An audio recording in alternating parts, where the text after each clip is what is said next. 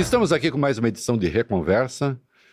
O fosforescente Valfrido Vardi e eu, hoje entrevistando Marconi Perillo, governador de Goiás 4 vezes, hoje presidente do PSDB, um partido que está enfrentando algumas dificuldades. Nós queremos falar dessas dificuldades, nós queremos falar sobre o Brasil, queremos falar, enfim, sobre a trajetória do Marconi Perillo e se o PSDB volta a ser um ator nacional com peso que já teve. Partido que responde por nada menos do que a implementação do Plano Real no país, né, que foi fundamental para nossa história, para a história contemporânea e por muita coisa boa que veio durante e depois do plano. Né? Mas hoje o PSDB parece um pouco atrapalhado, exatamente. Né? Liderado pelo presidente Fernando Henrique Cardoso, começa no governo Itamar e é implementado nos 2 mandatos de Fernando Henrique. Né? Marconi, é um prazer tê-lo aqui.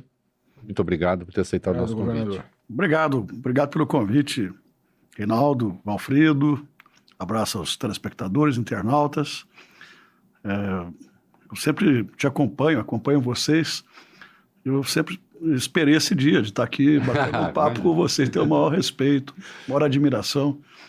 E estou feliz e também com uma ponta de orgulho de presidir o PSDB. Eu já tenho quase 30 anos de filiado, militante do PSDB, exceto as minhas 2 primeiras candidaturas de deputado estadual e federal, e eu fui candidato todas as vezes pelo PSDB. Ao Senado 3 vezes, ao governo 4 vezes, e sempre com 45. Eu tenho o maior respeito pela história do meu partido, e muitas pessoas às vezes falam, olha, vem para o meu partido, você vai sair do PSDB. Eu não tenho a menor, assim, nunca tive a menor preocupação com isso, porque eu tenho um amor a tudo que nós fizemos, né? E é engraçado que todo mundo se lembra mais do legado do Fernando Henrique, dos governos do PSDB em nível nacional, e foram realmente governos que mudaram o Brasil, sim, não só com o Plano Real, mas com genéricos, com a Lei de Responsabilidade Fiscal, com a telefonia. Se a gente não tivesse criado as agências reguladoras e as privatizações, nós teríamos hoje problemas seríssimos, não só nas teles, banda larga e etc., mas a gente teria problemas sérios com energia. Hoje, os leilões que a ANEEL faz para construção de redes de transmissão, distribuição, subestações rebaixadoras, geração. Isso movimenta bilhões na economia e é dinheiro privado. Né? E o PSDB fez tudo. Criou o PROER, que era polêmico à época. A Lei Candir, por exemplo, é o grande gatilho, o grande upgrade do agro. Com a desoneração das exportações, o agro explodiu, no bom sentido. Uhum. Né? Além de ter garantido superávit comercial na balança de pagamentos, no balanço de pagamentos. Mas o PSDB tem toda essa história, todo esse legado, mas já tem 22 anos que o PSDB não está no poder central. E durante esses anos todos, de 89 para cá, especialmente a partir de 90, o PSDB governou, em vários casos, várias vezes, vários mandatos, 18 estados brasileiros. Se nós considerarmos capitais, nós teremos tido influência e gestões positivas em 25 estados do Brasil. Então, é uma participação muito grande. Isso garantiu que o PSDB tivesse sobrevida, ao lado de, é claro, estar disputando eleições presidenciais em todas as eleições, salvo 22, e governando São Paulo, que é a maior vitrine, né, do país. Sempre disseram, mas o PSDB perdeu isso, aquilo. Não, o PSDB sempre teve uma coerência. Talvez o problema, entre aspas, do PSDB é uma coisa chamada coerência. Nunca ninguém viu o Perillo aderindo ao governo do PT ou o PSDB aderindo ao governo do Bolsonaro. A gente sempre esteve no nosso lugar. Sempre tivemos independência, sempre fizemos oposição àquilo com o que a gente não concordava. E é claro que isso te traz problemas. O maior problema do PSDB é que, com essas posições todas e etc., e erros que nós cometemos também, em 18 a gente cometeu o erro de ficar brigando só com o Bolsonaro, quando o nosso adversário histórico era o PT. O eleitor que era nosso achou que a gente estava mais ou menos macumunado com o PT no primeiro turno da eleição de 18, isso foi ruim. E em 22, um equívoco enorme, uma divisão total do partido, com as prévias, que era um instrumento que a gente estava festejando por ser democrático, mas que virou um tiro pela culatra. Nós lançamos candidato a presidente e foi um desastre. A bancada se reduziu a 13. Mas como a gente não fica de galho em galho, direita, esquerda, apoiando tudo quanto é governo, a gente não tem ministério, a gente não tem emendas, a gente não tem... Com isso, a gente reduziu drasticamente o fundo eleitoral e reduzimos o tempo de televisão. Então, para um partido com a história nossa sobreviver dessa forma, não é fácil. Todo mundo diz, é incrível como as pessoas se preocupam com o PSDB. Nós elegemos mais prefeitos agora do que o PT. Não estou querendo comparar nada, mas o PT tem um fundo bem maior que o nosso, umas 3 vezes, 4 vezes maior que o nosso, tem a máquina federal e mesmo assim nós elegemos um número bastante significativo de prefeitos. Mas dizem, o PSDB vai morrer. Não, o PSDB começou a definhar, a diminuir de tamanho, já em 22, quando não lança candidato a presidente, perde São Paulo, e em 23, quando há um ataque especulativo total contra o PSDB. Tomaram quase todos os nossos prefeitos em São Paulo. De 270 e tantos prefeitos, sobraram 24 prefeitos. De 174 eleitos, tomaram 150 dos eleitos. Então o problema não é agora. Nós chegamos à eleição de 24 com 296 prefeitos. Elegemos 272. Quer dizer, pelo que a gente tinha essas eleições, a gente até que fez muito. Com as mudanças, né? Porque vocês tinham conseguido eleger 535 na eleição passada. Depois vocês foram perdendo no curso da... Nós já chegamos nas eleições chegou com 296. 296, e perdeu mais um pouquinho. Aí a gente não chegou ao que tinha, mas de qualquer maneira, eu andei o Brasil todo esse ano. Fizemos um esforço danado. E tivemos performances muito boas. Porque o prefeito tem uma relação muito forte com o governador. Não é com o presidente. Sim. E aí outra coisa, a eleição presidencial especialmente, tem nada a ver com a eleição municipal. A eleição municipal está discutindo o problema local. Sim. É uma coisa meio familiar, é uma guerra entre famílias. Embora os governadores tenham ganhado a eleição, digamos assim, na maioria dos estados, né? Eu digo que, sim, sempre. Sim. Eu, quando fui governador, ganhava a eleição sempre. Uhum. Tinha dos 246, fazia 220, 210, 200. As pessoas adoram, os políticos, os prefeitos adoram ficar na base do governador. Tem medo da polícia, medo de não ter emenda, de não ter convênio. E geralmente as pessoas procuram para se filiar em véspera de eleição, no prazo da filiação, primeiro o partido do governador, depois o do vice-governador, depois o de alguém que esteja na aliança, no arco de aliança do governador. A oposição é o último. Então você já começa mal, né, na eleição, porque você não tem nem candidato. Você, para eleger, tem que ter candidato, né? Eu vivi isso agora lá. E nessa eleição em particular, quando alguém queria ir para a oposição, procurava o bolsonarismo. Quando vou para a oposição, eu vou então com o Bolsonaro, porque pelo menos ele tem voto em estados do Centro-Oeste, do Sudeste, do Sul, especificamente Sudeste e Sul, tem força. Então, não foi uma equação fácil, mas Raquel Lira, que é um quadro que está se revelando muito boa na gestão. Governadora de Pernambuco. Governador de Pernambuco. Raquel fez o maior número de prefeitos. E agora ela teve um bom tiratema, que foram as eleições de Olinda e Paulista, na região metropolitana de Recife, num confronto já direto com o João Campos, que é o cara que ganhou com quase 80% da eleição em Recife. Sim. E ela venceu as duas. Hoje, o PSDB tem o maior número de prefeitos de Pernambuco. Em Mato Grosso do Sul, nós mantivemos a hegemonia do partido, disparado o maior número. No Rio Grande do Sul, a gente também cresceu, ganhamos agora, no segundo turno, 2 eleições no Rio Grande, Santa Maria e Caxias. Em Minas tivemos uma performance boa e, no geral, a gente trabalhou para ter alguns prefeitos eleitos. Mas, assim, com o fundo partidário, que é 15% do fundo do PL. Eu diria 20% do fundo do PSD. E por aí vai. E aí fica aquela coisa do ciclo vicioso. Partidos com a nossa história, com a nossa identidade, que tem conceito, que tem programa, é difícil. Se você não tem emenda, e quem ganhou essa eleição foi o Centrão. Os partidos do Centrão foram os grandes vitoriosos. Mas tem emenda, tem ministério. Não importa se é Lula, se é Bolsonaro, tem ministério, se é FHC, se é Temer, tem ministério com isso. E aí há um dado também interessante. Quase todos os prefeitos que foram eleitos tiveram muitas emendas. Sim. Então é difícil para você, com pouco tempo de televisão... Pix reelegeu 85% dos prefeitos. Exato, Reinaldo. Você com pouco tempo de televisão, 30 segundos, 20 segundos no nosso caso, com poucos deputados, poucas emendas, sem estar participando de governo. Quer dizer, isso vai nos deixando numa situação cada vez mais difícil. E a gente luta para sobreviver. Vários jornalistas já decretaram a morte do PSDB. E o PSDB continua vivo. Vivo porque ele é importante para a democracia.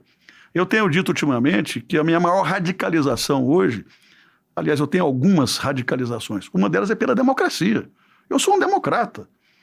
Eu já vi gente importante do PCdoB dizer o Marconi é um democrata. Posso divergir dele. Já vi gente do PT falar isso, gente da direita, o Marconi é um democrata. Nós temos um compromisso radical com a democracia. E eu tenho hoje um compromisso radical com reformas, com o fiscal. O Brasil precisa efetivamente, se quiser sobreviver, se quiser ir para frente, radicalizar no fiscal, seja quem for. Porque isso acaba prejudicando todo mundo. Você fica com essa discussão aí de centrão, de congresso, de queda de braço, mas se você não fizer o dever de casa no fiscal, tudo vai por água abaixo. Inflação, câmbio e as outras coisas todas. Né? Me deixa eu fazer uma pergunta com a coceira, com vontade. Desculpa, eu estou falando muito, mas... Não, é que o senhor falou e me deu uma inspiração. Um dos maiores quadros do PSDB, ou um dos quadros históricos do PSDB, é hoje vice-presidente da República. Não é mais do PSDB. Foi do PSDB. Minha pergunta é dupla. Comandou a hegemonia do partido em São Paulo. Comandou a hegemonia do partido em São Paulo. Nós estamos falando de Geraldo Alckmin. Fosse ele do PSDB, seria vice do Lula? Pergunta número 1. Não. Não? Não seria. Na eleição de 22 e nem na outra. Não seria porque nós sempre protagonizamos o anti-lulopetismo. Claro, de uma forma respeitosa, nunca da cintura para baixo, sempre discutindo no alto nível, mas assim, eu estou sendo sincero, pelo que eu conheço do PSDB, não. Jamais teríamos apontado o vice do Lula, até porque o PSDB fez prévia para escolher candidato a presidente da República. Então seria absolutamente incoerente, enfim, contraproducente se a gente tivesse feito qualquer aliança. Não fez.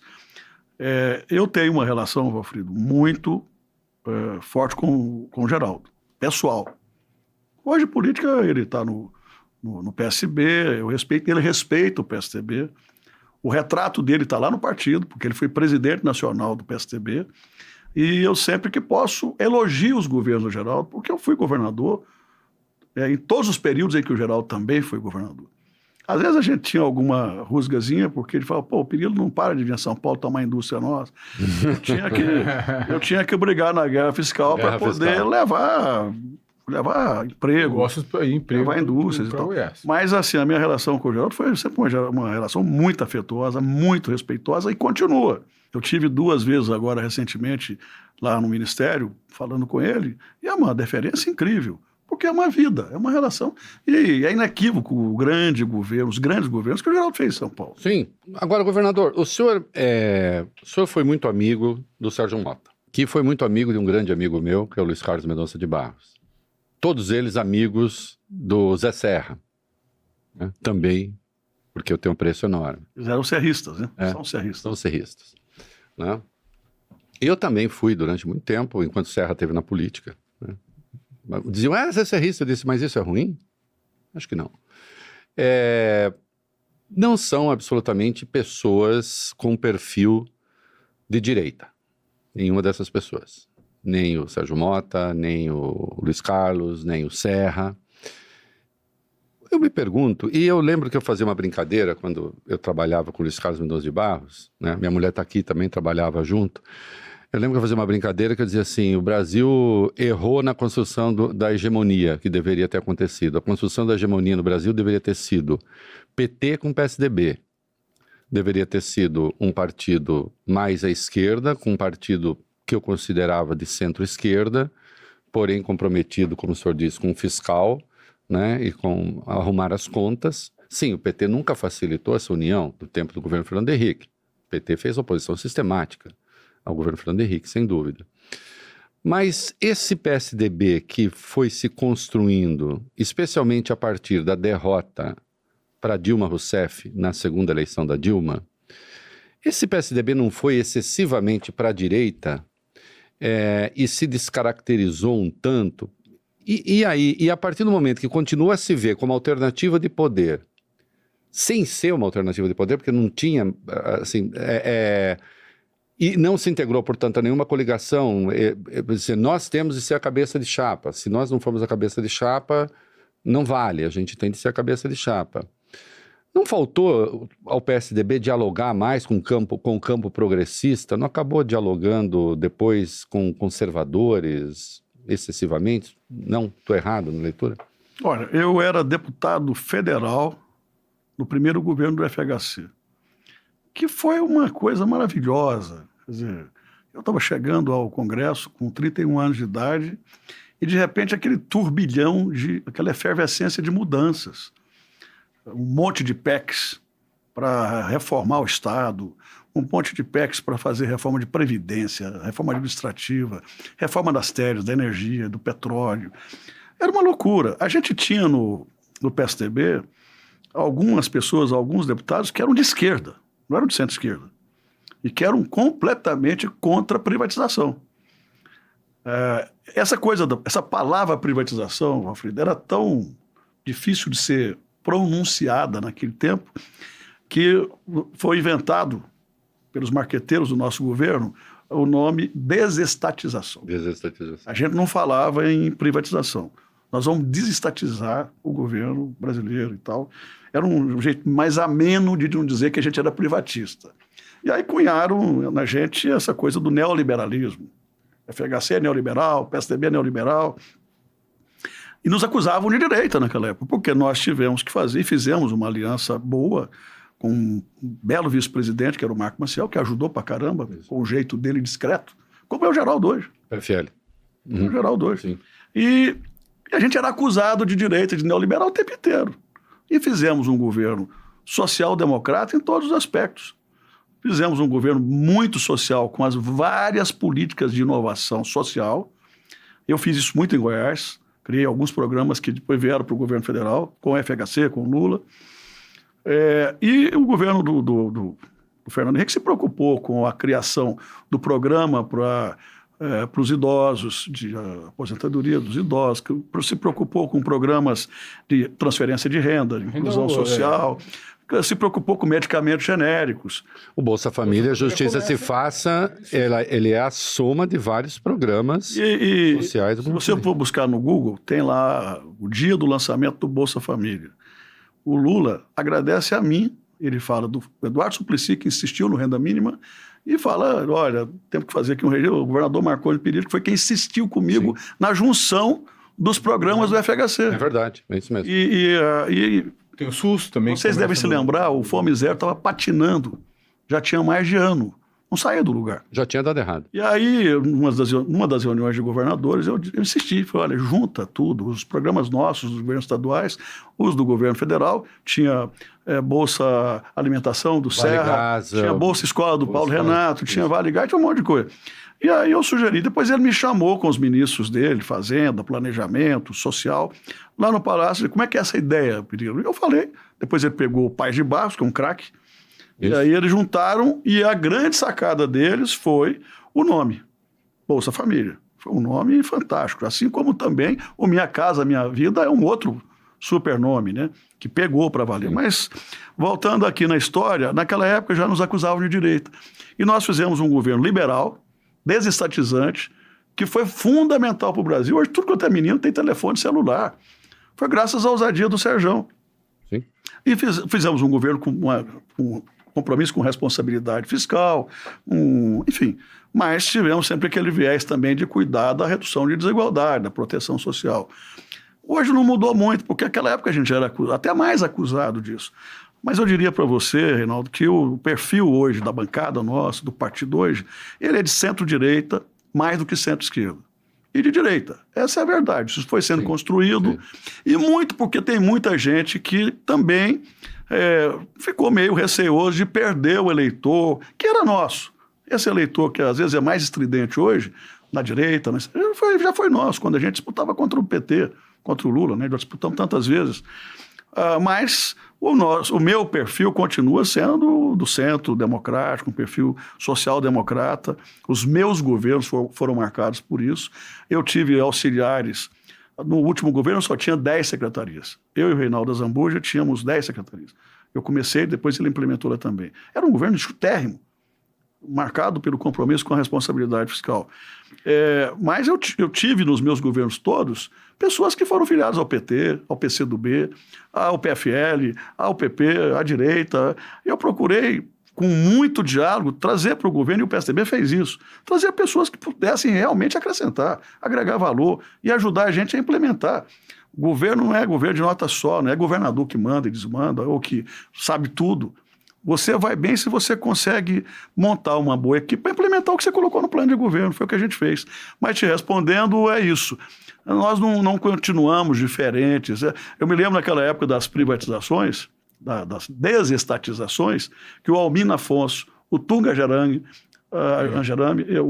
tinha um outro aqui, do meio ambiente, que era do PSDB, e votavam tudo contra a gente.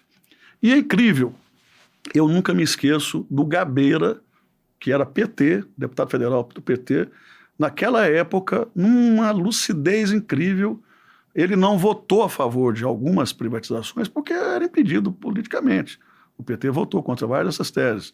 Mas ele chegou a defender a reforma da Previdência. O deputado que foi secretário, foi do Partido Verde aqui de São Paulo, Eduardo Jorge. Eduardo Jorge apresentou uma bela reforma da Previdência na nossa época. Qual foi o nosso erro? Nós apresentamos uma reforma da Previdência, quisemos bancar uma reforma da Previdência, o FHC e todos nós, e nós perdemos por um voto. Lá atrás, nós tivemos 307 votos, precisávamos de 308. Imagina se nós tivéssemos começado a implementar a reforma da Previdência lá naquela época. O Brasil seria outro hoje, do ponto de vista fiscal. E eu disse ao presidente Fernando Henrique naquela época, eu era novo, mas eu já era líder de plenário e tal, eu disse a ele, presidente, se nós tivéssemos embarcado na emenda do Eduardo Jorge, pelo menos o voto dele a gente teria mais. Teríamos aprovado a reforma. Uma outra coisa que, e é bom a gente ir lembrando de história, eu também era deputado quando em 2009 nós aprovamos a cláusula de barreira, que era na época chamada de cláusula de desempenho. Isso. Hoje, a pornografia da política brasileira, para não guardar tinta, se dá por conta dessa proliferação de partido. Ninguém está nem aí com nada, com programa, com princípio, com valor. Não existe isso. Ninguém está nem aí para partido nenhum. Talvez ainda respeite um pouco o PT, PCdoB, a gente tem também, mas cada um para si, Deus para todos, ninguém liga para nada. Naquela época, a gente aprovou a cláusula de desempenho, que acabaria com essa quantidade de partidos, essa pornografia toda, mas entraram com pedido de eliminar, os partidos de esquerda. Aí o Supremo errou. O Supremo deu a eliminar, mas modulou para que daqui a 10 anos pudesse começar a vigorar. 10 anos depois, entraram de novo, o Supremo derrubou a cláusula de barreira. Naquela época, eu me lembro, já tinha vários partidos se juntando. Sim. Então, assim, tem muita coisa que... Tem muita coisa que hoje atrapalha o Brasil profundamente, porque por um erro ou outro, ou vários erros, nos trouxeram essa situação. Você tinha feito uma pergunta. Não, eu faço a segunda daqui a pouco, mas é que nós esquecemos, talvez devêssemos interpolar uma pergunta com Wikipedia do governador. Nós começamos aqui, esse programa, governador, sempre pedindo ao nosso entrevistado que faça o Wikipedia, que conte um pouco a sua história. O senhor contou um pouquinho, mas como é que o senhor começa na política? Como é que o senhor chega até aqui? Quais são as suas origens? Olha, eu nasci em Goiânia, naquela época, cidades do interior tinham pouco recurso médico. Minha mãe fez partos dos meus 3 irmãos em Goiânia. Mas eu vivi numa cidade chamada Palmeiras de Goiás. Por isso que eu torço para o Palmeiras. Lá, o nosso time também é o Palmeiras. E era uma cidadezinha pequenininha à época, hoje é uma cidade bem maior, mas desde criancinha que eu não perdia um comício de nenhum partido. Naquela época era Arena MDB, eu assistia todos e assistia até o último discurso. Geralmente o último discurso é de quem tem o menor quantidade de votos, né? Eu assistia todos, ia a tudo quanto é ato, ia a tudo quanto é inauguração, subia na mangueira da minha casa, começava a fazer discurso, imitando os políticos da minha época. E depois eu fui para Goiânia com 14 para 15 anos para estudar e comecei a gostar de política. Eu não tinha acesso a jornais, comecei a ler Jornal de Brasília e Folha de São Paulo, Jornal do Brasil e Folha de São Paulo, porque o meu primo, que era músico, gostava muito disso, gostava de política. Eu comecei a entender um pouco e aí fui fazer sociologia na Federal. Aí que eu entrei mais ainda a fundo no movimento estudantil e passei uma temporada aqui de 81 e 2 em Mogi das Cruzes fazendo engenharia, mas já completamente alucinado com política. Eu sei até hoje a música do Franco Montoro naquela época. E é engraçado que essa coisa de economia, ao longo dos tempos, sempre foi fundamental em eleições presidenciais e, às vezes, até de governo. O Montoro falava 4 palavrinhas na música dele. Abaixo a inflação, abaixo o desemprego, abaixo uma outra coisa de economia e abaixo a corrupção. Um era mais conceitual e os outros 3 eram de economia. E eu ficava louco com esse negócio da campanha do Montoro. Em seguida eu voltei, fui trabalhar no gabinete do senador Santilo, que era um combativo senador do Grupo Autêntico, do MDB.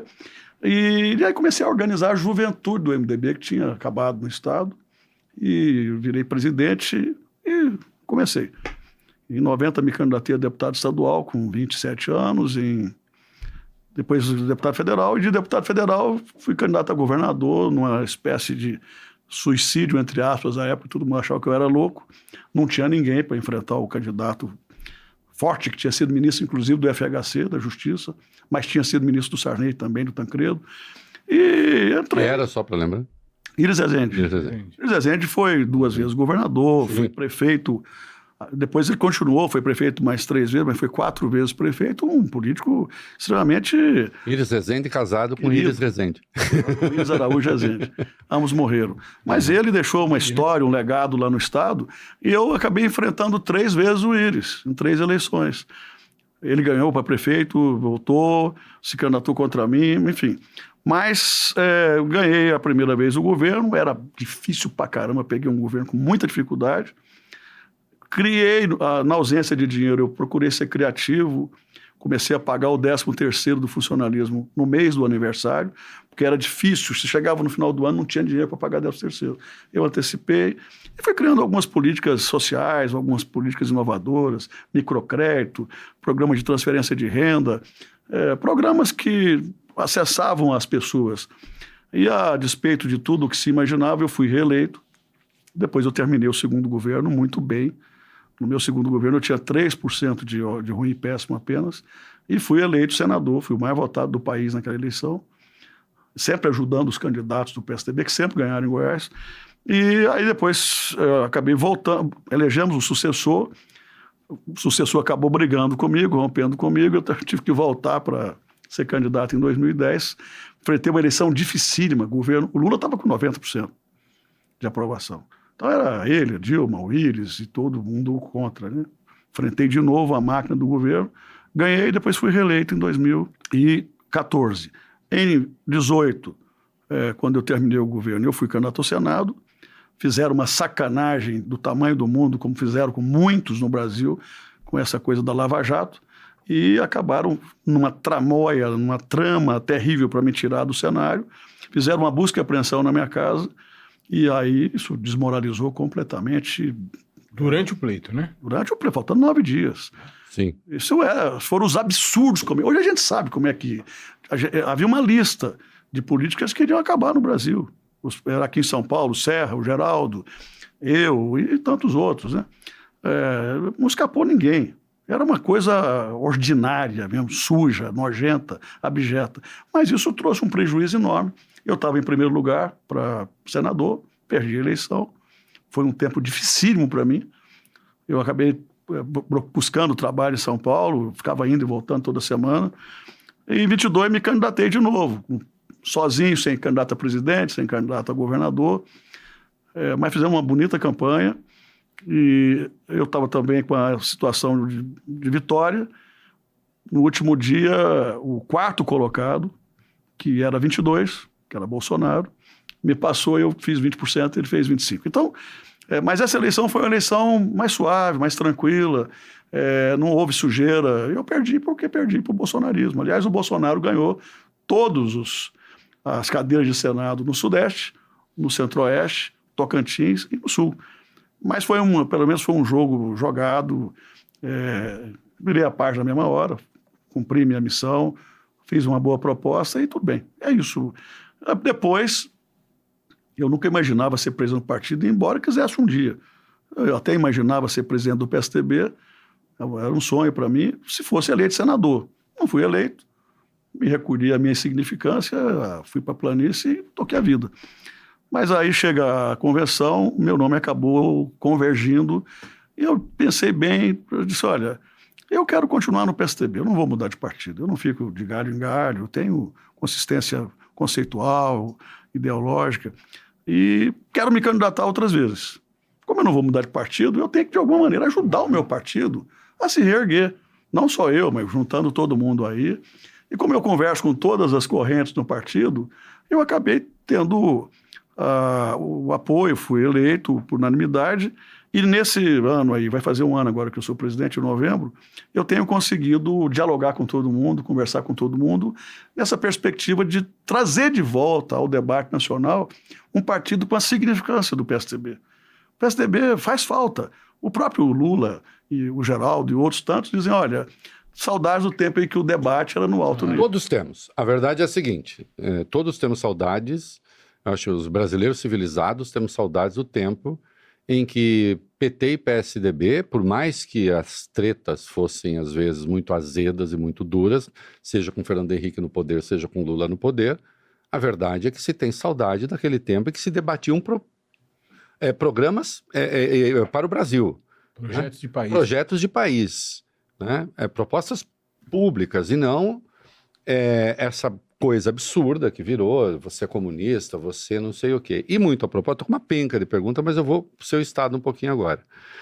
Na semana passada, retrasada, o Caiado e o Bolsonaro tretaram. Né? O Bolsonaro atravessou a rua para ir disputar a eleição lá em Goiânia contra um candidato indicado pelo governador Ronaldo Caiado. Né? Fez um candidato, inventou o tal Fred Rodrigues. Foi a Goiânia. A primeira-dama disse que não gostava de rosquinha. E não gostava de rosquinha seca, dura, queimada. E a Michelle fala dando pulinhos. Eu achei isso muito engraçado. Ela dá pulinho quando ela fala. A Damares Alves foi lá também e disse, não, porque aqui em Goiás o que se luta ainda são as forças de esquerda. Eu disse, meu Deus do céu, Caiado.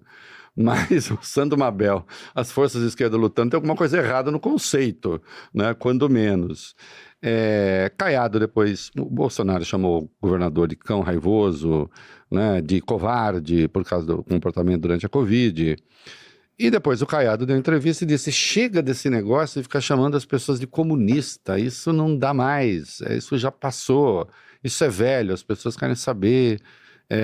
que proposta as pessoas têm, os governos têm, e ele diz, sou candidato à presidência. Tal.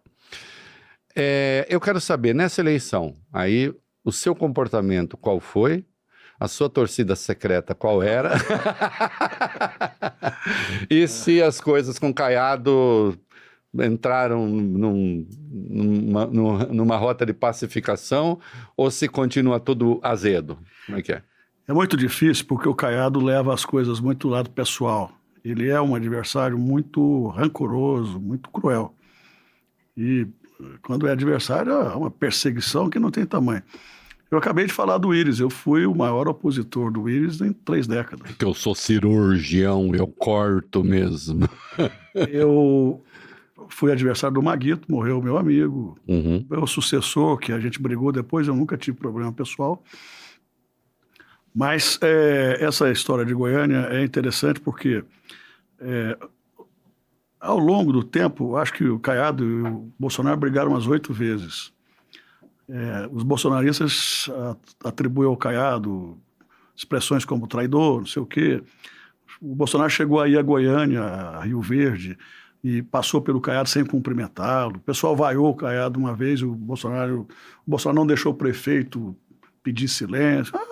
Não são escaramuças. Quando o Mandetta saiu do ministério, foi dar entrevista lá no Palácio. Então, essa coisa foi idas e voltas, beijos, amores. Agora o Bolsonaro publicou, acho que hoje, um discurso do Caiado comparando ao Juscelino Kubitschek. E durante os últimos 2 anos, pós-Bolsonaro, na campanha do Bolsonaro, segundo turno, o Caiado apoiou o Bolsonaro para valer. E ele ficou durante 2 anos, isso é uma característica meio oportunista, ou muito oportunista. Ele ficou 2 anos enaltecendo, elogiando, vindo aos eventos aqui na Paulista e tal, tentando, de alguma maneira, cooptar o bolsonarismo para o projeto dele. Em fevereiro ele compareceu ao evento golpista, eu critiquei muito por isso, embora e ele ficou o tempo inteiro bajulando, tecendo loas ao Bolsonaro para tentar cooptar o bolsonarismo. Vem a eleição agora, e ficar para nós, eu adorei o que aconteceu em Goiânia. O senhor torcer pela briga, é isso? O que teria acontecido? Se fosse contra o PT, ia ser um massacre. A candidata do PT foi minha delegada-geral da Polícia Civil. Ela é uma delegada competente, deputada federal, Adriana Corsi. Se ela vai para o segundo turno, seria um massacre, Reinaldo. Ia juntar o Bolsonaro e o Caiado contra. Ao ir para o segundo turno, o Caiado e o Bolsonaro, o candidato do Bolsonaro e o candidato do Caiado, explicitou-se um racha profundo na direita. Eu digo aqui com toda certeza que o Caiado é muito mais direitista, porque tem convicção, é ideológico, do que o Bolsonaro. Mas as pessoas não consideram hoje, lá em Goiânia especialmente, o Caiado como esse direitista que eu sei que é. Ele é muito mais direitista. O Caiado é uma linha que ele tenta suavizar, mas meio Erdogan, chamo ele de Maduro da esquerda, da direita. Da direita. O senhor acha que ele não é exatamente um democrata? É no discurso. Ah, tá. Na prática... Para quem está lá e vive o dia a dia... Por exemplo, no 8 de janeiro, ele foi lá, ele protestou... Foi, mas em seguida estava aqui nos atos da Paulista. Entendi. Bom, mas eu não quero ficar falando dele. A avaliação que eu faço da eleição, e assim, eu fiquei com o presidente do partido em Goiânia, que declarou neutralidade, liberamos todo mundo.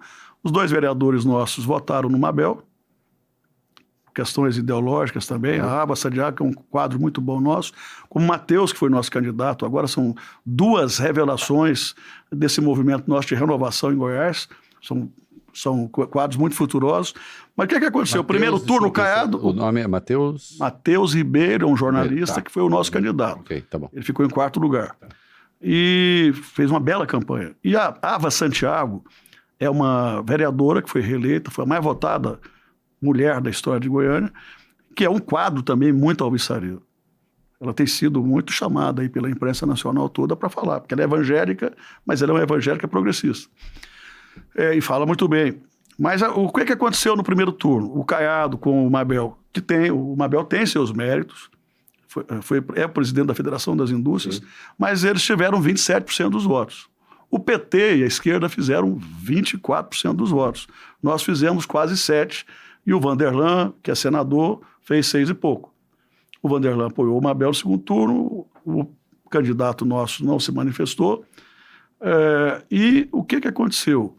O PT e a esquerda no Brasil, mas especialmente nesses estados do Centro-Oeste, do Sul, e também no Sudeste, são radicalmente contra o bolsonarismo e o Bolsonaro. Então, assim, eu digo sem medo de errar, a eleição em Goiânia foi definida pelos votos da esquerda. Sim, sem dúvida. Quem elegeu Sandro Mabel em Goiânia foram os votos da Adriana Corsi. E é claro, muitas pessoas que votaram no PSDB votaram também no Mabel e muitas pessoas que votaram em outros candidatos. Mas, majoritariamente, quem elegeu... E essa é uma análise que todo mundo faz. Quem elegeu o Mabel foi... Os votos do Caiado foram os votos do primeiro turno, 27%.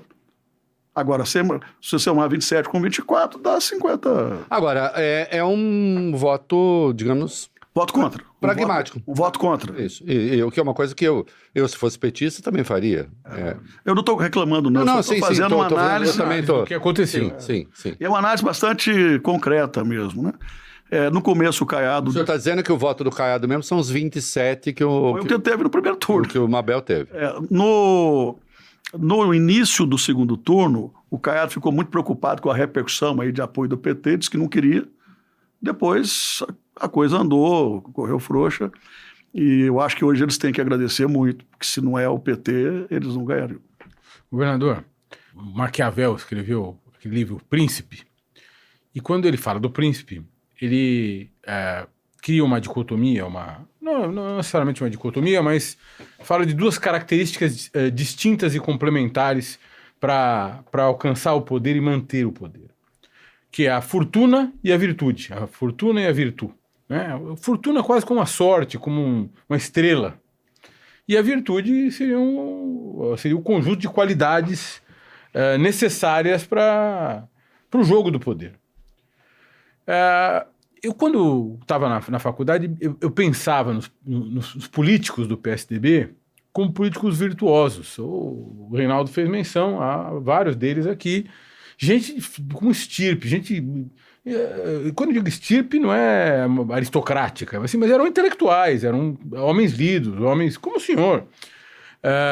Gente com um projeto de país. Gente que tenha lido Maquiavel. Gente que tenha lido Maquiavel, exatamente. E o que eu intuo é que tenha havido em algum momento uma inflexão, uma desconexão do que o povo admirava para eleger FHC, para eleger Serra, para eleger Alckmin, para eleger Mário Covas, para eleger Lula, né? Ou seja, a ideia de virtude para o povo, o que precisa ser virtude para o príncipe mudou. E quando a gente olha para uma eleição como a de São Paulo, para o prefeito, em que Pablo Marçal tem 1.600.000 votos,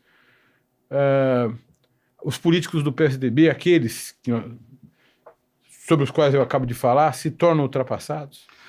Olha, 2 movimentos, na minha opinião, foram fundamentais na direção do que você está dizendo. Primeiro, os nossos ídolos, os nossos ícones, morreram ou se envelheceram. Infelizmente. Os principais cabeças do PSDB morreram ou estão velhos ou doentes, sem, às vezes, condições de continuarem. Né?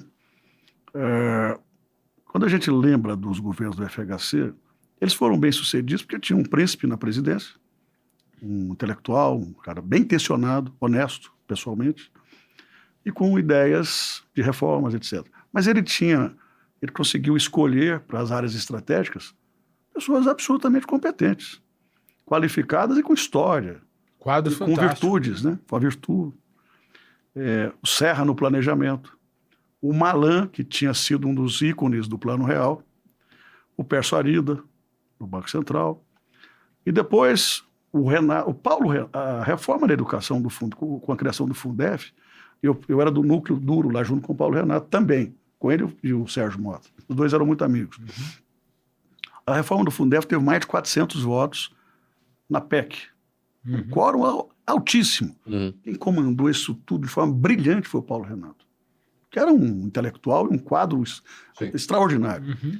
As mudanças no Ministério da Saúde, passando pelo coquetel da AIDS, medicamentos genéricos, saúde de família, foram todas comandadas por um craquíssimo, um grande intelectual, um grande homem público chamado Zé Serra.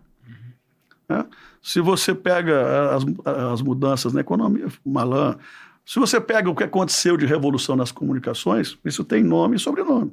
Sérgio Mota, no primeiro momento, e depois o Mendonça de Barros. Luiz Carlos Mendonça de Barros. Os presidentes de BNDES eram super bem escolhidos naquela época. Eram escolhidos a dedo. Você não tinha essa influência toda que hoje existe, né? Que para escolher ministro era uma coisa mais pessoal. Era mais virtude que fortuna. Você às vezes cedia o Ministério dos Transportes ou cedia um outro, mas no geral a essência do governo era de quadros mais próximos, de quadros qualificados, não é porque é amigo. Você não pode botar uma pessoa no grupo porque é amiga em área estratégica. Então, assim, o primeiro movimento é esse. Muitos dos nossos morreram, outros ficaram um pouco desanimados. E o outro movimento, que vocês sabem mais do que eu, foi o movimento das redes, da internet. que embruteceu muito o debate político, né? Empobreceu e embruteceu muito o debate. Todo mundo se acha protagonista de qualquer história, a mais esdrúxula possível. Todo mundo se acha Maquiavel. Todo mundo se acha Maquiavel. Então, esse movimento acabou que nos surpreendeu e, é claro, nos pega enfim, uma situação em desvantagem, porque nós não vamos conseguir ser estridentes, nós não vamos conseguir fazer fake news, nós não vamos nos dar esse capricho de fazer fake news, não é do nosso perfil. E aí a gente, de novo, paga um preço, porque nós não vamos ficar com essa estridência toda, não vale tudo como aconteceu aí com o Marçal, para poder ganhar voto, não é. Falando em... Desculpa, só para... Porque esse complemento... Vamos pensar. Falando em embrutecimento da campanha, o PSDB foi representado no pleito para prefeito de São Paulo por uma figura pela qual eu particularmente tenho muita simpatia, que é o Zé Luiz da Atena, que protagonizou um episódio bruto. Ele foi provocado à exaustão pelo Pablo Marçal e acaba dando uma cadeirada no Pablo Marçal. Como é que o senhor lê esse episódio? Olha, esse episódio, naturalmente, que foi muito... Posso juntar uma coisinha? Claro. O Datena também não é, em certa medida, eu adoro o Datena pessoalmente, mas o Datena, em certa medida, também não é antipolítica. E um quadro muito distinto da história. Ele sempre gostou de política, isso é sabido de todos. As conversas que nós tivemos com ele, a definição pela escolha do Datena não foi uma definição só de paulista. O Eduardo Leite participou dela, o Aécio Neves, eu, o líder da bancada. Foi uma concertação que envolveu todos nós. O Datena é um apresentador respeitado na TV, as suas ideias, suas convicções, com o seu jeito de ser. E assim, as pessoas, você se arrepende? Não me arrependo. O Datena veio, inicialmente até para ser provavelmente o vice da Tabata, mas quando ele veio, a gente disse, olha, você está vindo para o PSDB, é um outro partido. Se eventualmente você se julgar como candidato a prefeito, você vai ter espaço. Numa das primeiras pesquisas, o Datena aparece com 19%, empatado com o prefeito e 2 pontos atrás do Boulos. Pô, como é que você vai deixar de dar legenda para um cara que chega competitivo? Depois ele se revelou uma pessoa que não tinha o traquejo político, não entendia como é que funcionava o debate, como é que funcionava o jogo político. E aí ele teve muita dificuldade para poder se adaptar a isso, até chegar ao episódio da cadeirada. Ele tem uma personalidade forte, é um ser humano, de carne e osso, como qualquer um de nós. Foi provocado, como você disse, a exaustão, deu a cadeirada, muita gente gostou do que ele fez, outros recriminaram, ele próprio não gostou do que ele fez. Ele imediatamente pediu desculpas no grupo de WhatsApp nosso, da campanha dele, e do partido, e pediu desculpas públicas. Mas, enfim, foi um episódio que aconteceu. Alguns lamentam, outros gostam, mas eu nem diria que foi um gesto tão bruto assim. Foi eu diria assim, uma reação meio que como se fosse uma justa defesa, sei lá, né? Mas aconteceu. E o maior arrependido disso à época foi ele próprio. Governador, hoje, enquanto falamos aqui, o dia foi cheio de notícias já sobre a sucessão, a eleição presidencial 2026, né? Sucessão não sei porque pode dar o mesmo, né? Mas sobre a eleição presidencial 2026. Então, o Caiado, quem falamos há pouco, disse: serei candidato, ele é do União Brasil, a direita não aguenta mais a tutela do Bolsonaro e chega dessa história de anticomunismo e de não sei o quê, precisamos... Né?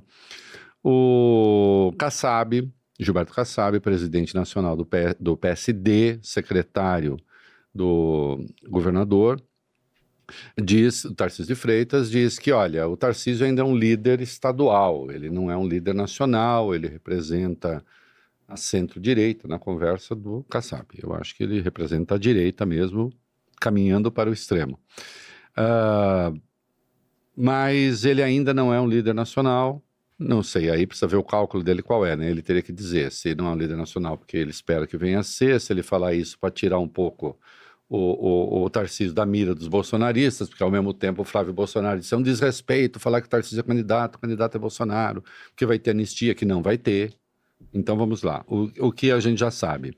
A anistia, se passar, o Supremo veta, fim de papo, porque é inconstitucional, o Bolsonaro não é candidato.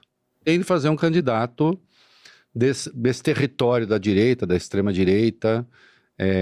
O Tarcísio aparece aí como um nome possível. Evidentemente, o Lula, se tiver condições de saúde, disputará a reeleição, né? O PSDB, hoje, está em condições de lançar um nome, como sempre fez. Quer dizer, não fez na eleição passada, mas depois de um sofrimento danado, né? Foi um negócio bastante drástico, né? O PSDB se enquadra em que... Porque o Lula... Vamos lá. Eu estou tentando ver se eu levo ele para o campo do Lula. Vão achar isso, não é isso? Mas o Lula tem, no governo dele, 3 ministérios do PSD, 3 ministérios do MDB, 3 ministérios do União Brasil, 1 ministério para os republicanos, 1 ministério para o progressista. Esse não é um governo de esquerda, não é. É um governo de centro. Centro-direita, né? Centro-direita. Você me ajuda, o senhor me ajuda. Centro-direita. Você mesmo. Você me ajuda, então. O PSDB vai ficar à direita desse governo de centro-direita na eleição presidencial ou tem um lugar para o PSDB nesse governo de centro-direita? Olha... Por que não? Se eu estivesse no lugar do Lula, já com a idade dele, depois de 3 vezes presidente... Pode esquecer, eu vou continuar. Eu apoiaria, eu optaria por lançar o Geraldo Alckmin nesse espectro aí, se eu tivesse no lugar dele. E aí o senhor estava piscando o olhinho pro Geraldo. É uma outra configuração. É uma outra configuração. Por outro lado, alguns nomes estão aí de olho no espaço da direita. Além do Caiado, que já se colocou, você tem o próprio Bolsonaro, que eu também acho que não vai ter condição, mas você tem o Ratinho. Que está fazendo um bom governo lá no Paraná. Você tem o Tarcísio, que, na minha opinião, nesse espectro aí, é o pole position. Querendo o Kassab ou não querendo, eu acho que ele é o pole position e acho que ele vai ser candidato a presidente. Depois você tem nesse campo ainda o Zema, que... já era. Também fala. Desculpa. Mas pelo menos coloca o nome. Perdeu a eleição 2 vezes. Ninguém perde a eleição 2 vezes na capital do estado. O senhor nunca perdeu a eleição 2 vezes. Perdeu numa mesma eleição? Acho que não. Não. Ele perdeu 2 vezes. Ele foi primeiro com o tal do Tramonte e depois foi com o Engler, ele perdeu na primeira e perdeu na segunda. Às vezes que eu disputei o governo, eu ganhei nos 2 turnos. Mas, enfim... E ele perdeu 2 vezes. Uma certa diferença. E você tem um cara, uma pessoa que eles gostam muito, especialmente o Bolsonaro, que é o Rogério Marinho. Que é um nome... Que foi do PSDB. Que não é falado, mas eles não inventaram o Fred lá em Goiânia agora, não inventaram tantos outros candidatos ao Senado que ninguém imaginava, etc. Enfim, estou dizendo assim, é um nome que eles gostam. Né? O Marinho foi um representante do PSDB no governo Bolsonaro, não foi? No começo? Ele foi, depois ele saiu. Saiu, né? Mas ele foi PSDB uma vida. Ele tem o mérito das 2 reformas. É um homem com mais passado do que futuro político, sem dúvida nenhuma. Mas é por aí. Eu acho que eles não têm outros nomes, mas eu acho que o candidato vai ser o Tarcísio. Pelo menos de quem, o senhor acha? Eu acho que desse centro aí, dessa centro-direita, dessa direita, mais... De toda essa gente que está no governo Lula, o senhor acha que vai ser ele? Eu acho que ele vai ser um deles. Não sei se o Caiado vai continuar, mas é provável que continue. No PSDB, a gente tem 3 governadores muito bons. A governadora Raquel se saiu muito bem na eleição agora. É um quadro. Eu acho que ela vai à reeleição, mas se ela quiser ser candidata a presidente, ela teria espaço para debater isso. E o Eduardo Leite, que é um quadro excepcionalmente preparado, um grande governador, só não será candidato pelo PSDB se ele não quiser. E aí isso vai depender muito das avaliações. Nós vamos conseguir fazer uma federação mais ampla, nós vamos fazer uma fusão... sozinho é impossível. Ou a gente amplia, ou não dá para pensar nisso. Você tem razão. Agora, quadros a gente tem. A gente tem quadros muito... Coligação e fusão. Depois eu quero saber se vocês estão pensando em alguma coisa. Mas vamos lá na... Federação. Ou fusão. Por exemplo, se o Cidadania topar uma fusão conosco, eu acho que seria natural. Mas, para além disso, pode ser que hajam alguns outros movimentos. A gente não pode descartar isso. Outros fizeram isso em momentos difíceis. Mas o que mais une o PSDB hoje é a ideia de uma federação mais ampliada. Se der para fazer fusão, faremos. Federação, o senhor tem ideia o quê, por exemplo? Só para a gente... A gente, sendo bastante sincero aqui, a gente já conversou algumas vezes com o PDT, eu já conversei, outros como o Aécio, e o líder nosso na Câmara já conversou. Temos uma conversa muito avançada com o Paulinho da Força, do Solidariedade. Nós temos a nossa federação com Cidadania, com o Conte Bittencourt. E tem outros partidos lá que também vão precisar se rebolar. Se não dermos pulos aí no sentido de nos organizar, não vai sobrar nada para ninguém. Em termos de eleição de Câmara, não. A gente tem uma tese de que os partidos que têm menos de 25 deputados ou se juntam, ou se organizam, ou vão desaparecer. Então, tem muita gente que vai ter que fazer pela dor, não é pelo amor. Ou se faz essa junção, e aí vai ter que discutir questões conceituais, programáticas, pragmáticas. Sim. Ou então vai desaparecer. Então, assim, o PSDB vai depender muito do que a gente conseguir articular daqui para frente. Quadros bons nós temos. Continuamos tendo menos, mas continuamos tendo quadros bons.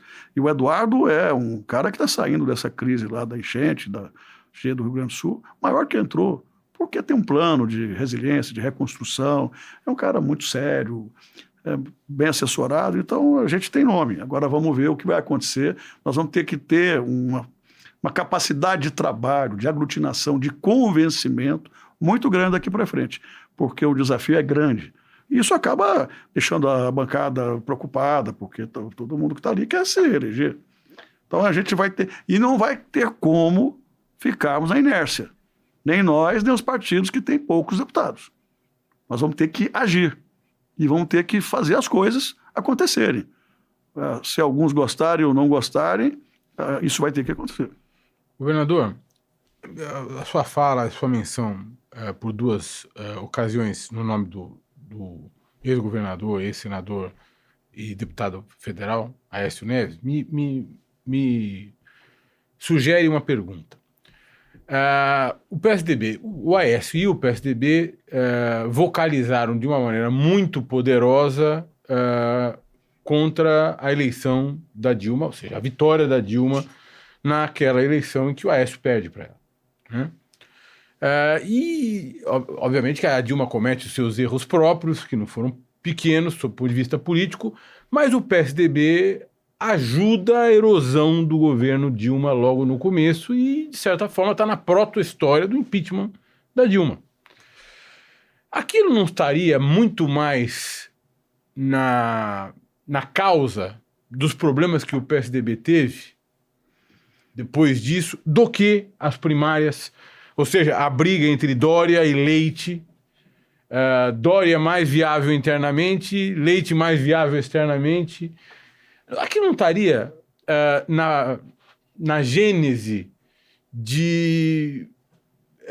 do debacle dessa oposição PT-PSDB, PT-PSDB, ou seja, não abrimos as portas para essa ultradireita naquele momento? Olha, você tem muita razão no que você está dizendo. Quem foi que grupo foi o grande beneficiário de todos esses episódios aí? Com equívocos nossos, é verdade. Com erros, né? O bolsonarismo. O Bolsonaro. O grande vitorioso dessa história toda foi o Bolsonaro. Quem seria o grande beneficiário da continuidade e da conclusão do governo da Dilma? PSDB. Se a Dilma continua sangrando, porque ali tinha um problema... Ninguém nunca falou, nunca provou e não houve nunca qualquer debate em relação à idoneidade da Dilma. Honestíssimo. Nunca ninguém discutiu uma isso. Pessoa honestíssima. Só se for alguém muito desonesto para dizer que... Claro, pessoa honestíssima. Agora, o problema da Dilma foi econômico. Foi a economia. A economia sempre elevou e destruiu o governante. E a política também. E derrotou o governante e a política. Se você pegar desde o Império para cá... Sim. Uhum. Mas... a pedalada, eu revi, acho que não aconteceu a pedalada. Se o PSDB... eu e o Geraldo Alckmin, defendíamos que a Dilma continuasse.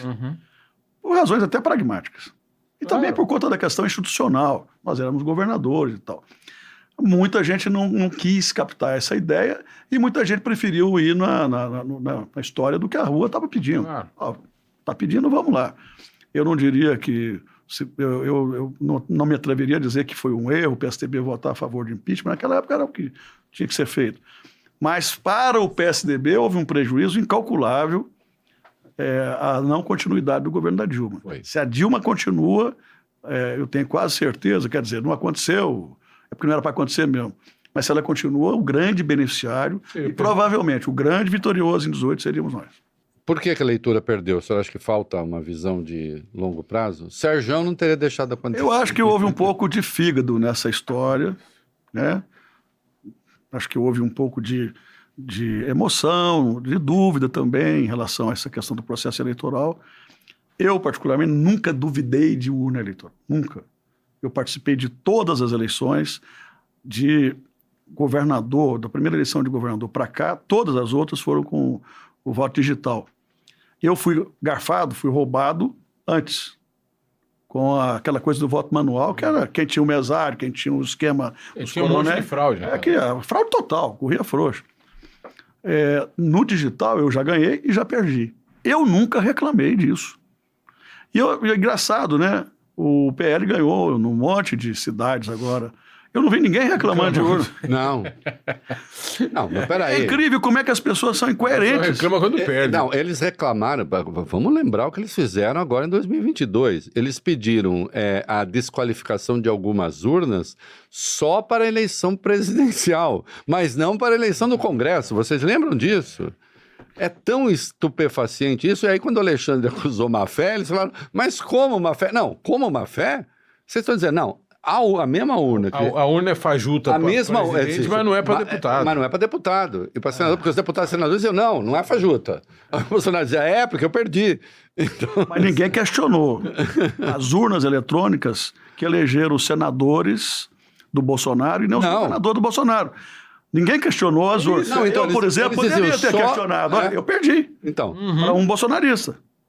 Eu não questionei nada. Não, mas eles diziam, só não vale a presidencial. Só não vale a presidencial, a outra vale. Como? É a mesma urna. É o mesmo processo. Você vota para deputado estadual, federal, estadual, senador, governador e presidente. Então... E aí a hora que o Xandão, como eles chamam, meteu uma multa de 22 milhões por má fé, porque era obviamente um recurso de má fé, aí eles ficaram ofendidos. Não, mas ficar ofendido com o quê? Né? Olha o que vocês estão nos pedindo para fazer, né? Essa que é. Agora, nessa eleição de segundo turno especificamente, eu percebi o eleitor brasileiro voltando para a normalidade. Claro que tem toda essa coisa de centrão, não sei o quê, mas o radicalismo perdeu... Deu espaço. Muito espaço. Se você for ver a quantidade de prefeitos que perderam e que ganharam nesse espectro aí do radicalismo, é incrível. Perderam feio. Sim. De um lado quanto do outro. É que de um lado não tem, né, governador? Eu vou insistir. Eu São Paulo, né? Eu contesto.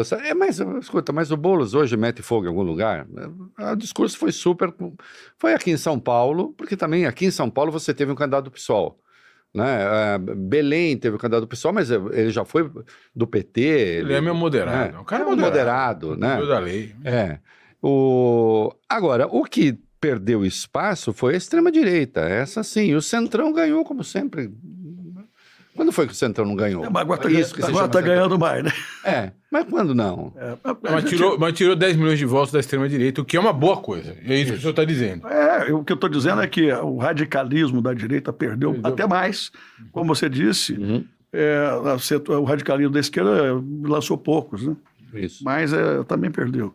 Mas na minha opinião, houve uma coisa de recolocar o país no prumo. Pelo menos recomeçar. Eu acho que isso é alvissareiro. Governador, a partir de uma afirmação que o senhor fez aqui hoje sobre o perfil ideológico do PSDB, a partir de uma pergunta mesmo que eu fiz sobre a origem do PSDB, de centro-esquerda, o senhor disse, hoje é mais de centro-direita, tem gente de direita. Uma situação hipotética, o senhor pode não responder, mas eu vou fazer. Né? Digamos que vocês lancem um candidato que ele não chega ao segundo turno. E que esse segundo turno seja disputado pelo campo bolsonarista e pelo campo lulista. No campo lulista pode ser até o próprio Lula. O que faria o PSDB e o que teria mais a ver com as origens do PSDB? Um voto no campo bolsonarista, se acontecer isso, ou um voto no campo lulista? Dependeria muito de quem fosse candidato. E se foi o Lula propriamente? Depende muito Eu acho que você... Se você tem um representante do lulopetismo, que sempre foi o nosso principal rival, para o PSDB é muito difícil. Nessa eleição passada, muitos dos quadros do PSDB declararam voto no Lula. Outros no Bolsonaro, mas a maioria foi no PT. Mas eu diria que dependeria de candidatos, porque se fosse um Geraldo, é uma outra situação. E no campo do bolsonarismo também depende de quem vai ser o candidato. Se for o Bolsonaro, muito difícil.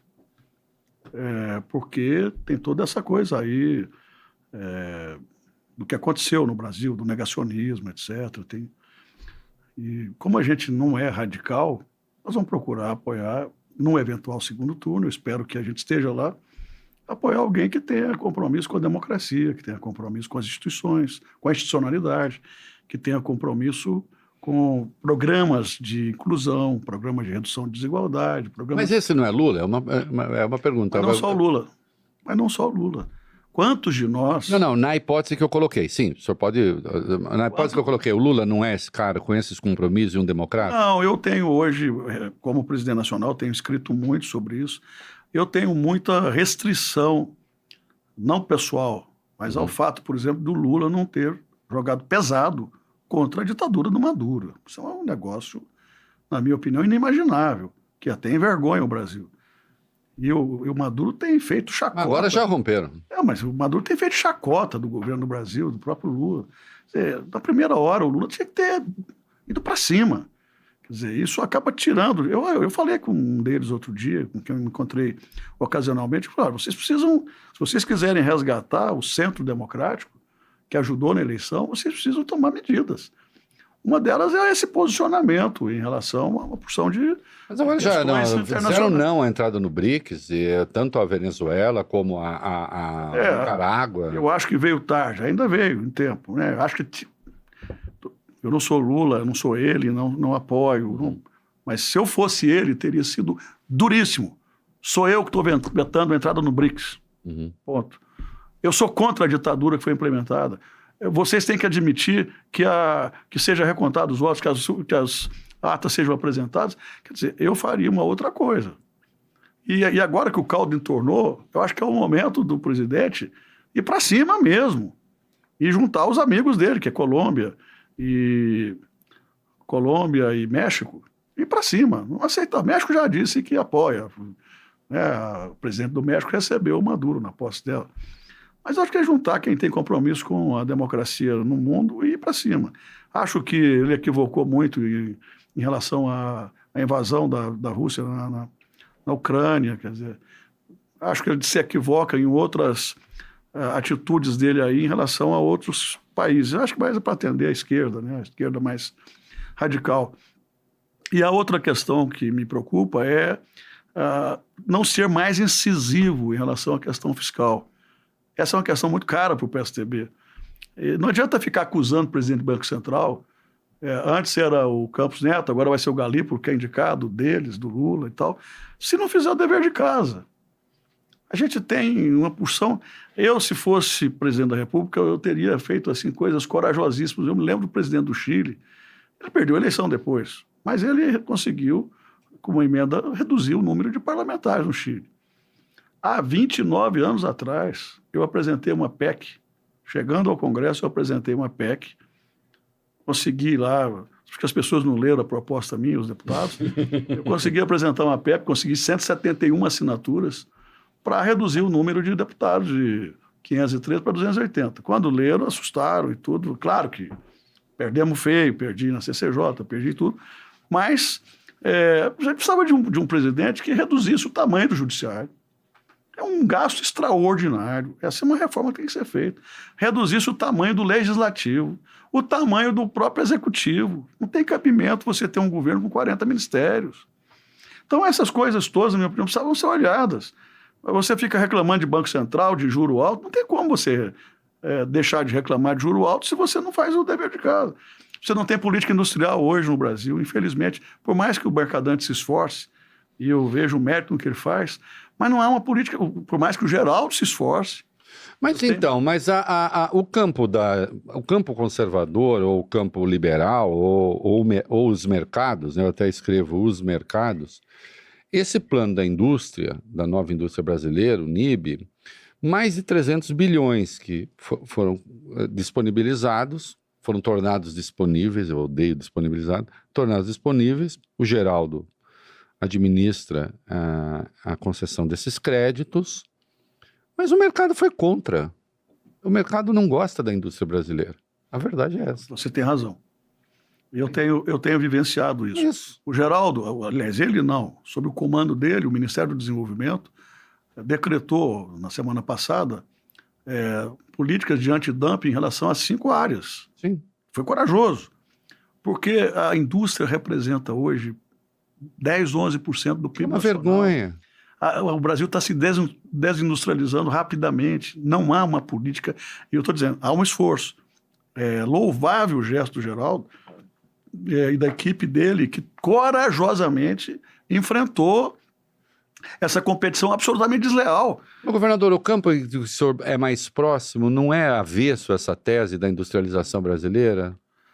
Olha, Não considera que isso é o novo desenvolvimentismo, ultrapassado, desnecessário? eu acho que não. Será? Eu convivi muito próximo dos empresários de Goiás, porque acabei convivendo com industriais brasileiros também. As nossas políticas sempre foram muito agressivas, no sentido de atrair investimentos industriais para o Estado. Foram as pioneiras. E a gente comprou muita briga, inclusive com São Paulo, já disse aqui. Mas eu sempre senti da parte deles um desejo genuíno de uma política industrial consistente e competitiva para a indústria brasileira. É claro que há uma controvérsia, por exemplo, ninguém quer mudar a Lei Candir, nem quer mudar as leis de incentivo no que diz respeito à maior verticalização da produção primária em estados de produtos primários, de minério, agrícola, pecuário, no Brasil. Quando você fala, olha, vamos criar aí um mecanismo onde parte do que é exportado possa ser industrializado, há uma grita total, porque a Lei Candir permitiu que os nossos produtos chegassem muito competitivos e num preço bom lá fora. Uhum. Quando você fala, não, vamos deixar um pouco para industrializar aqui, para gerar mais emprego e tal, é uma gritaria. Eu tentei várias vezes, não é uma coisa fácil. Mas quem está na indústria deseja, mesmo de direita, e a maioria de direita, deseja que a gente tenha uma política eficiente na indústria brasileira. Em Goiás, a gente conseguiu, pelo menos até quando eu fiquei lá, que 27% do PIB fosse industrial. Estava na contramão do Brasil, porque hoje é 10%, 11%. Então, eu não diria que um governante de direita lúcido, equilibrado, porque você tem político de direita equilibrado. Roberto Campos era um cara super lúcido. Fui colega dele na Câmara. Era impressionante ouvir o Roberto Campos debater questões como as políticas de privatizações e tal. Então, eu não acho assim. Agora, é preciso ter coragem, porque, às vezes, Reinaldo, a questão ideológica acaba atrapalhando também. Tem um monte de gente no governo federal que acha ótimo ter essa relação escancarada com a China. Só que está deixando de proteger a indústria. Mas tem a ponta. Tem quem fabrica lata, e aí o aço chega mais barato. Mas é só combinar, acertar com quem produz essa matéria-prima brasileira, de não deixar aumentar o valor do que é repassado para a ponta, né? Na cadeia produtiva, nas diversas cadeias produtivas. E eu lamento que tem muita gente desanimada porque está muito escancarado. Quer dizer, eu gostei do que aconteceu na semana passada porque houve uma sinalização. E isso é muito técnico. Há toda uma investigação aqui, lá fora, como é que essa prática está se dando. Do que você está falando? Desculpa. Estou falando de vários setores, agora alimentos, aço e outras áreas que tem uma competição desleal. Aí você vai dizer, mas está vindo mais barato. Mas a China não pratica qualquer política mais consciente na área ambiental, os salários também são aviltados. Não, mas eu sou favorável a políticas, determinadas políticas de proteção à indústria brasileira, já me manifestei mais de uma vez. Tenho amigos que acham que é um absurdo, mas eu não acho. Só que esse governo que está aí tenta essa proteção e é o campo adversário que não quer e que acha que isso é desenvolvimentismo, neodesenvolvimentismo. É por isso que eu acho que o campo de vocês não pode estar mais próximo do PT do que vocês acham? O Reinaldo é terrível, ele insiste, né? Não, mas você pode falar que é não. Bom debater com você, né? O Alfredo, é muito bom. Não, eu acho que a gente costuma brincar que a vida é inteligente fora dos extremos. E a gente vai insistir aí, vai radicalizar nessa coisa do centro democrático mesmo. Tem muita gente que não gosta de falar isso, está meio demodê, não sei o quê, mas demodê é um negócio meio antigo também, né? A gente tem outras palavras aí. Não, eu uso cafona, é mais velho ainda. Mas eu acho que eu vou continuar insistindo aí nessa linha. Foi uma linha que deu certo. Você não pode desconhecer que quando a gente disputava com o Lula, a gente tinha menos votos. Mas quem votava na gente era um pouco de centro-esquerda, pouco. Era centro-direita e direita. E extrema-direita. Esse povo tudo votava na gente contra o PT. A gente perdeu boa parte desse eleitorado, mas a realidade é essa. Você não pode dizer, mas o PSDB era isso ou aquilo. Não, o PSDB lá atrás era chamado de neoliberal. Era chamado de governo de direita. Porque tinha o apoio de todo mundo. E em todas as nossas eleições, o Geraldo foi 2 vezes candidato com apoio da direita. O Serra foi 2 vezes candidato com apoio da direita, o FHC e o próprio Aécio. Vamos falar um pouco de regras do jogo da política, ou seja, da disciplina jurídica da política no Brasil e de história da política, da recente política brasileira. O PSDB é o filho pródigo do MDB. É uma fratura, uma costela do MDB lá atrás. O pródigo voltou, ele nem voltou, né? E a partir dessa fratura no MDB se segue uma proliferação de partidos políticos no Brasil. Nós temos muitos partidos políticos no Brasil. Se segue uma profunda indisciplina do financiamento de campanha, até que nós chegamos à Lava Jato, depois de uma sucessão de escândalos de financiamento,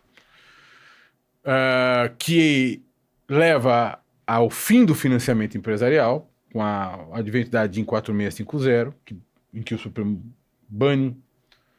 proíbe o financiamento empresarial. Em 2019, uma reforma política que cria os fundos públicos, partidário e eleitoral, e uma série de barreiras de entrada e aí por diante. A pergunta que eu faço é essa falta, essa disciplina jurídica que nós temos da política não tem gerado ou não gerou uma fratura, uma segmentação demasiada do centro e do centro-direita que acabou também prejudicando o PSDB? Olha, eu digo com propriedade, porque eu estou há mais de 40 anos na política. Nos meus 61 anos, eu tenho 42 anos de política partidária. Uhum. Eu fui presidente nacional do PMDB jovem, quando o Ulisses Guimarães, da juventude do PMDB, quando o Ulisses Guimarães era presidente. Uhum. Como faz falta pessoas como ele, Toro, Covas, era um outro Brasil. Outro Brasil, outra política. E de lá para cá as coisas só deterioraram. Quando você acha que vai melhorar o Congresso seguinte, piora. E quando eu cheguei, disseram que estava piorando, e depois piorou mais, e agora mais ainda. Porque quem ganha agora não é quem apresenta a proposta. É quem vai para a rede social, tem mais likes. E é histriônico, e grita, e fala, e mente, e cria fake news, é assim. Você imagina um Mário Covas debatendo com o Pablo Marçal? Pois é. Nem Então, não, com o Nicolas. Então, é impressionante a degradação. A raiz de todos os problemas é o sistema político, eleitoral e partidário no Brasil. É isso. Esse é o problema. É uma vergonha que não vai ser mudado. Eu defenderia e defendo a redução drástica do número de parlamentares. Precisa dessa quantidade de deputado e senador, 2 por estado, reduz a 1/3 dos deputados. Eu faria isso. Segundo, eu sou contra o fundo partidário, fundo eleitoral, aliás. Partidário não, fundo eleitoral. Eu sou a favor de acabar com isso. Cria-se regras de transparência, de rigor na fiscalização. Então, com doações privadas. Com doações privadas. Ah, tá. Com doações privadas. Aqui nós estamos juntos. Com doações privadas. 3 aqui estamos juntos. Que o Centrão não quer. É um hoje em dia, fundo- porque vai acabar com o financiamento público. É um fundo bilionário. O Centrão não quer. É dinheiro que você tira de saúde, educação, de outras áreas estratégicas e que não resolve nada. Tá bom, se o fundo eleitoral fosse a solução do Caixa 2, ok. Mas não é. Poderia, pelo contrário. Ele virou um estímulo. Não, estímulo Pelo ao contrário. financiamento criminoso da Virou política. estímulo. Hoje eu PCC, posso dizer, pelas informações que eu tenho no Brasil todo, para cada R$1 do fundo eleitoral, o sujeito gasta 10 com Caixa 2. É. Então, Infelizmente, não só de empresa, do crime organizado. de tudo. É. Do crime organizado, aqui em vários outros lugares, no Rio. Então, se o Caixa 2, deixasse de existir, ainda poderia dizer, olha, tem uma valia, uma validade. Mas não, piorou o Caixa 2, escancarou o Caixa 2. E quem tem poder faz isso com mais tranquilidade. Claro. Quem tem emenda, quem tem governo do Estado, quem tem prefeitura, faz isso de forma escancarada.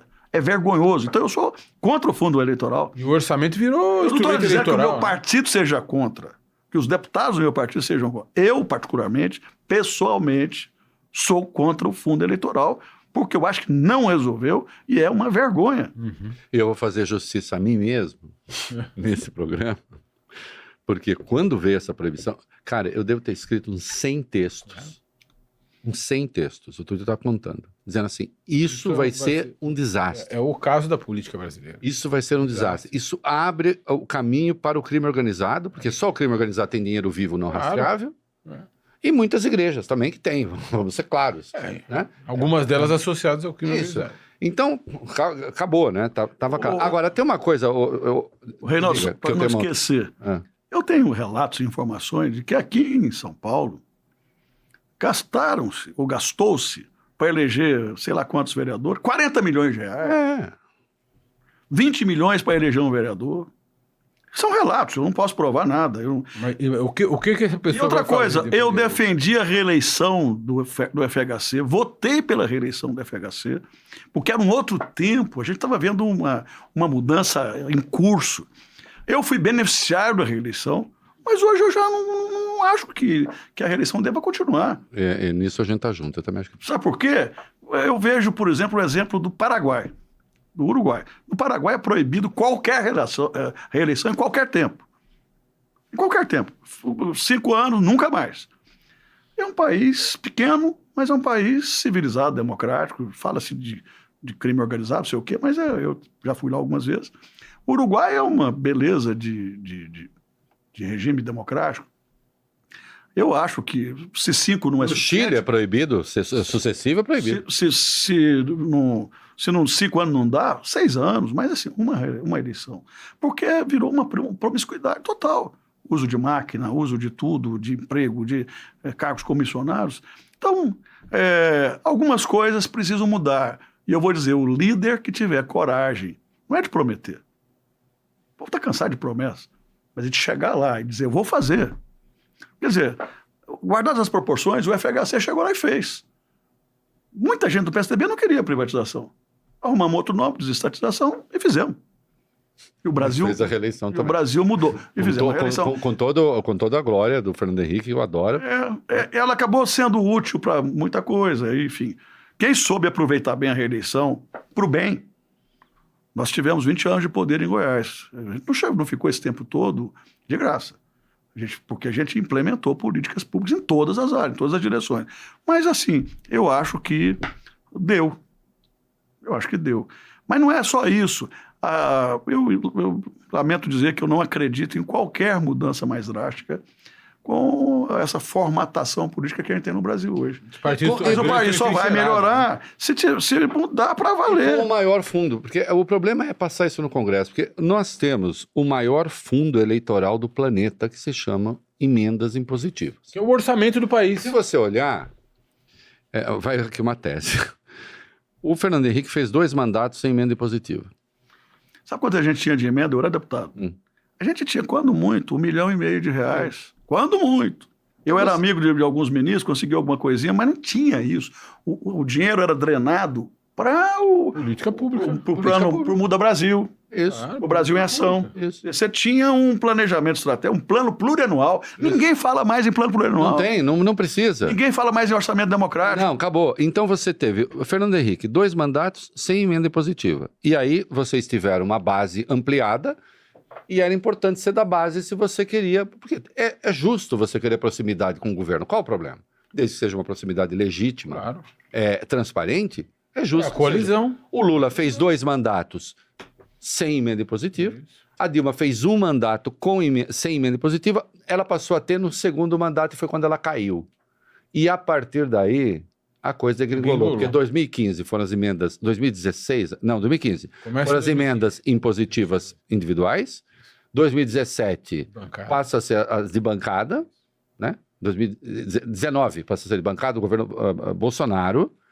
E depois vieram com emenda de comissão e acabaram tornando positivo para o Lula também. E agora, com a liminar dada pelo ministro Dino e convalidada por 11 dos ministros, por todos os ministros, 10 outros depois do Dino, o governo e o legislativo têm a obrigação de trazer uma proposta de solução e aparece uma proposta de solução agora com as emendas do líder. Isso. Eles não querem solução. Não querem solução. Eles acham que o Supremo vai ser. E aí você tem um índice de renovação de prefeito na reeleição que é de 85%, porque é feito com emenda.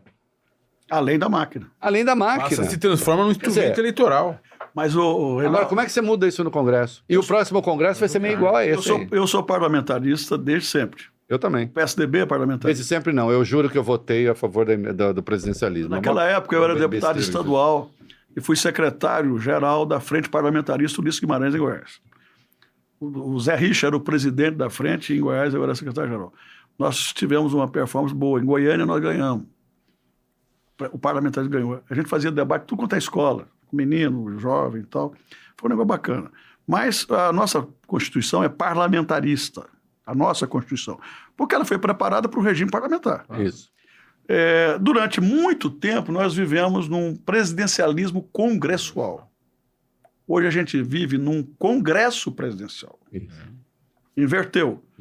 Quem manda no Brasil hoje é o legislativo. É a lógica do legislativo. É o Congresso, as emendas. E sem responsabilidade. O governo está completamente amarrado a isso. Então, eu acho que ninguém falou disso aqui ainda. Hoje a gente vive um congresso presidencial. É verdade, tem razão. Não é um presidencialismo congressual. Porque a lógica está invertida.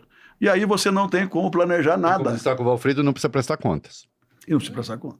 Porque senão o ministro Dino perguntar onde é que está indo esse negócio, aliás, com uma DPF que você entrou, pelo PSOL, né? PSOL. Isso. Onde é que você está mandando esse dinheiro? Para que serve? Para onde vai? Quem mandou? Agora, como mudar isso? Né? Na minha época de governador, sabe qual era a minha fixação? Era ser o governo mais transparente do Brasil. E a gente chegou a ser o mais... Cá entre os 2, 3. Quer dizer, eu trabalhava assim com todo o foco na política de transparência, de tudo. Lei de acesso à informação, etc. Que hoje é proibido pedir informação. Quer dizer, é o contrassenso do contrassenso. Isso é uma coisa absurda, imoral. Os princípios da alta administração, os grandes princípios da alta administração, falam em transparência. E você não pode ter. Eu era obcecado para que o meu governo fosse considerado o mais transparente do Brasil. E a gente disponibilizava tudo quanto é informação. Né? Hoje não existe isso mais. Aliás, é pecado falar isso. É pecado, não. E a forma das emendas é o artigo 37, né? Da transparência, que impõe a transparência, eficiência e tal, vai para o lixo, né? Eu vou fazer minha última questão, depois você faz a sua. O senhor mesmo foi colhido pelos despautérios e despropósitos da Lava Jato, né? A Aécio foi colhido, outros tucanos foram colhidos, no PT, porque 2 partidos, na verdade, receberam a Lava Jato no coração. O PT, todos os partidos entraram, eu lembro, PP, não sei o que e tal, tá? Mas no coração, pegando lideranças, foram PT e PSDB. O PT, considerando o número de parlamentares que tem, considerando que tem a presidência da República, o PT conseguiu se sair melhor da crise, porque também enfrentou a Lava Jato politicamente mais do que o PSDB. Teve a coragem de bancar a posição contrária à Lava Jato. O PSDB não, né? Não foi um erro, porque às vezes no PSDB parecia assim, se no PT tava ninguém solta a mão de ninguém, no PSDB parecia assim, ninguém segura a mão de ninguém. Se vira aí, né? E muitas vaidades internas contaram também. O PSDB não errou um pouco na crítica à Lava Jato e no enfrentamento à Lava Jato? Há uma explicação a essa lógica toda da sua pergunta, que é verdadeira, mas há uma explicação que é absolutamente palpável e lógica. O PT sobreviveu porque o PT já estava há muitos anos no poder. Sim. Nacional, federal. Lula, Dilma, nós já estávamos fora desde 2002. Então, pegaram o núcleo central do PT, mas o PT continuava com força nacional. E nós tínhamos perdido várias eleições presidenciais. No nosso caso, eles alvejaram, de forma sacana, cruel, os líderes regionais. Quem é que sustentava o PSDB? Éramos os governadores e os líderes regionais, que fazíamos deputados, que tinham bancada e tal. Era o Geraldo Serra aqui, que foram alvos e vítimas, o Beto lá no Paraná, eu em Goiás, o Azambuja no Mato Grosso do Sul, o Aécio em Minas, e por aí vai. Então, eles foram para cima exatamente de quem sustentava. E aí, quem é que ia gritar? Estava todo mundo no olho do furacão. Como é que ia ter algum movimento para defender alguma coisa? Se você olhar, de algum modo, era um movimento de fulminação da política, porque assim que pegava o PT, e quem é que se opunha ao PT nacionalmente, com estrutura PSDB, você pega os dois. O movimento foi esse, Reinaldo. Vamos dizimar, já conseguimos dizimar, achavam que tinham dizimado o PT, agora vamos liquidar quem pode estar no lugar do PT, que é o PSDB. São os 2 âncoras nacionais. É um projeto de hegemonia. E depois um se candidata a deputado e outro se candidata a presidente. Qual era o objetivo disso? Primeiro, eles serem candidatos. Eles ocuparem os espaços políticos. Os lavajatistas, procuradores e juízes. Sérgio Moro era o candidato a presidente, o Dallagnol era candidato a não sei o quê. O deputado foi? Não, depois seria governador, poderia ser o sucessor do Moro, era isso. Ou apoiar aqueles que davam guarida para eles politicamente. Isso. Que eram os nossos adversários regionais. E eles fizeram uma macumunação com os nossos adversários, no caso de Goiás, por exemplo, Cajuru. Cajuru era o cara que era ligado a eles todos, aos procuradores. Eu tive a oportunidade de ouvir diálogos da Intercept, eu tive a oportunidade de ouvir diálogos onde eles faziam a trama dizendo, olha, vamos pegar esse, aquele, porque eles têm que ficar fora. Então foi um negócio completamente arranjado. Agora, o prejuízo foi de quem? O prejuízo foi do país. Tirou um monte de gente comprometida com o país, com ideias, com projetos, com sonhos, com ideias e com entregas. Mas, enfim, foi o que aconteceu. Abriu espaço para o Vale Tudo. Né? Entrar em incompetência generalizada. Isso. 2026. Marconi Perillo se anima a candidatar-se ao governo de Goiás ou a percepção do governo de Caiado é boa demais e a piscina não é... A água da piscina está gelada? As minhas 2 principais vitórias foram contra máquinas, em 98 e em 2010. Máquinas poderosas, fortes. Eu nunca tive medo de enfrentar nenhum desafio e nunca escolhi adversário. Eu posso dizer uma coisa, minha mulher, minhas filhas, os mais próximos dizem... Sai dessa. Sai fora. Você está bem onde você está. Chega, você já deu sua contribuição. Eu sou de luta. Enquanto eu estiver vivo e com saúde, eu vou continuar na luta. E o grande palco para o bom debate de ideias, de projetos, de conceitos e de posições é na eleição. Então, eu não vou dizer a você a que cargo eu vou disputar, mas eu vou disputar. Isso fica claro que vai disputar. Baita Baita conversa que nós entrevista, muito tivemos legal. aqui com Marconi Perillo, né, hoje presidente do PSDB, ex-senador, governador 4 vezes. Nós apertamos ele aqui, né? Algumas respostas ele foi brilhante, outras ele tergiversou um pouco, mas dá para entender o que ele quer. Conversa agradabilíssima. Muito legal. Obrigado, Obrigado, Marconi. governador. Olha, eu fiquei muito honrado, como disse no início, de estar com vocês aqui nessa bancada maravilhosa. O Alfredo, que é meu irmão, meu amigo, tenho uma admiração Carinho. profunda, e por você, que eu não conhecia pessoalmente, mas escuto quase todos os dias. Olha só, não, e foi uma E baita admiro, e assim, minhas irmãs adoram, sempre me mandam coisas quando eu não ouço ou não assisto. Então, assim, para mim foi uma alegria. Qual o nome das irmãs? Vânia e Tatiana. Vânia e Tatiana, irmãs do Perillo. Beijo. Beijo pra vocês. Aqui, gostou do programa? Se inscreve, dá like, etc. Papo assim, longo, detalhado, né? Podendo entrar nas minúcias e minudências das ideias, é só aqui no Reconversa. É isso aí.